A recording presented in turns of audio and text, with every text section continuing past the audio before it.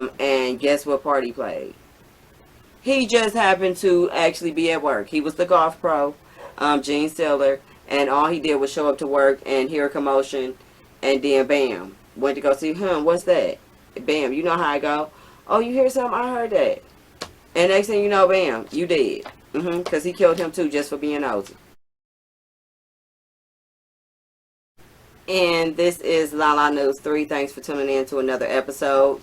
And in this episode, I'll actually be talking about a country club golf course shooting or murder, killing, all of that, that happened in Cobb County, Georgia, which is a very, very influential and prestigious part of Georgia. So apparently on July 3rd, there was a triple murder at the Pine Tree Country Club in Cobb County, okay? Which Cobb County, is the home of SunTrust Park, Marietta, Kennesaw. I mean, it's a whole lot going on in Cobb County. Okay, don't play with them. Okay. Hence, country club. Did you get country club? So okay, those are not everywhere. Just gonna say.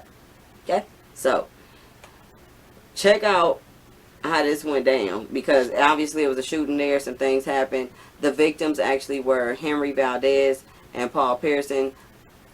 Those bodies were actually found bound, gagged, and shot, okay, in the back of a Ram 3500 truck, okay, on the scene of the country club. Like, on the scene of the crime, on the scene of, okay. So, Paul Pearson was actually 76, and he actually happened to be in town on a business trip. He just was passing through, stopping here briefly, momentarily, except for he never made it back home, which is sad. So, condolences to the family on that one, to all of the victims, because there's multiple victims. So, anywho. They said that Paul Pearson was actually the owner of the Ram 3500, which his body was found in with the other guy, Henry Valdez. Now, Gene Stiller actually was shot at point blank range on the 10th hole of the golf course. And guess what part he played? He just happened to actually be at work. He was the golf pro, Gene Stiller, and all he did was show up to work and hear a commotion, and then bam, went to go see him. What's that? Bam, you know how I go. Oh, you hear something? I heard that. And next thing you know, bam, you did. Because he killed him too just for being nosy. Just for doing his damn job and making sure that things were all right, and they weren't, because people was dead. So, they say there's a possible connection though with one of the victims. So Henry Valdez, who I mentioned initially was also in the truck, was 46. He was the owner of a marijuana delivery service in California. Okay, called Hope for Humanity. Hope for Humanity is the name of the company, or the marijuana delivery service rather. Now, they were actually following each other on Instagram. The suspect was, and Henry Valdez. His roommate, Gary Pisherin, sorry if I mispronounced that. I'm sure I did. Sorry about that. He said he actually came out to Georgia on business. The last time he saw him was Thursday, July 1st. He flew out Friday and was killed Saturday, July 3rd. That's messed up to come on vacation. Nothing is worse than taking a vacation and they either don't come back or they come back in a box. That's sad. A little backstory on the subject. This is Brian Anthony Roden. He was actually arrested for his crime and is charged with murder, kidnapping, and also aggravated assault. He also is an aspiring rapper, and he goes by B-Rod. B-Rod. His IG actually is Genuine B-Rod, so G-E-N-U-1-N-E, one instead of the I. B-R-O-D. Okay. Then you have his manager actually went on and did an interview with 11 Alive News. His manager, DeAndre Ville. And he said that he was an honor student in high school. He wanted to make a good impact on the community and things of that nature. And he did say that he spoke to B-Rod, but he wouldn't say or elaborate on that conversation or say what it was about. Which some things are confidential, but if you met with somebody in jail, unless you're their lawyer, if he called you, they know what happened. Everybody in the jail will know what happened. Because them, that you calling on the recorded line, yeah, they know. So it ain't a secret. Okay, so, anywho, he won't divulge to the public, what they discussed. So, They know what y'all talk about, though. I'm just saying. And if you came to visit them, they still know. Okay. Anywho. Now, he also said that he was using music to get through his past arrests. He had a previous arrest actually for shooting at a Georgia State, for a shooting at a Georgia State situation, but he was never prosecuted.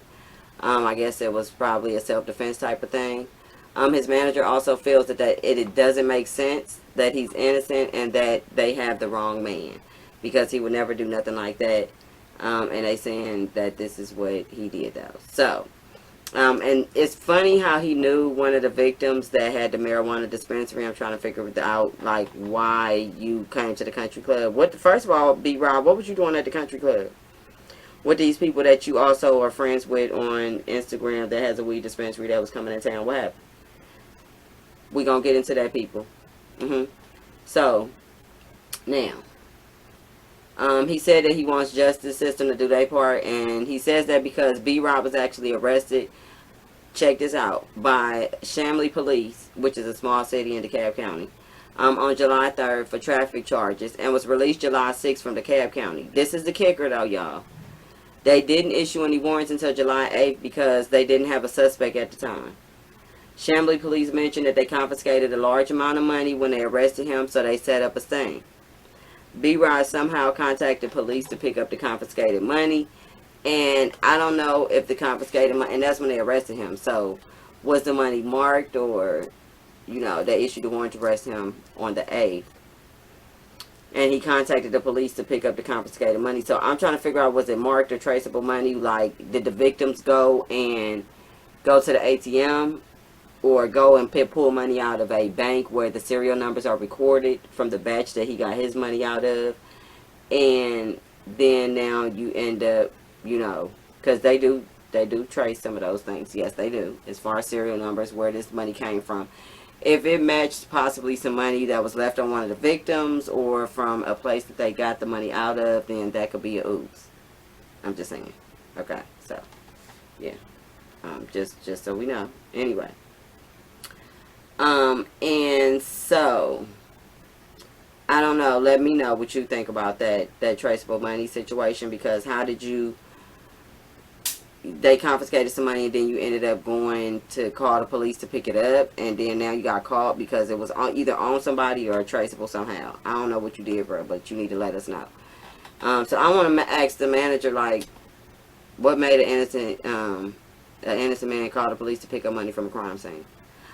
Yo, let me know. I'll drop the link as well from the news article from 11 Alive News that posted about it, and I'm telling you about it. And I want you to go check it out, because if so, then I hope he didn't lose his life, because Georgia don't play that. If he murdered them people, 3 people that came from out of town and all kind of stuff and all kind of whatever going on, for whatever reason it may have been, and then now, you know, let me know. It's a sad story for everybody.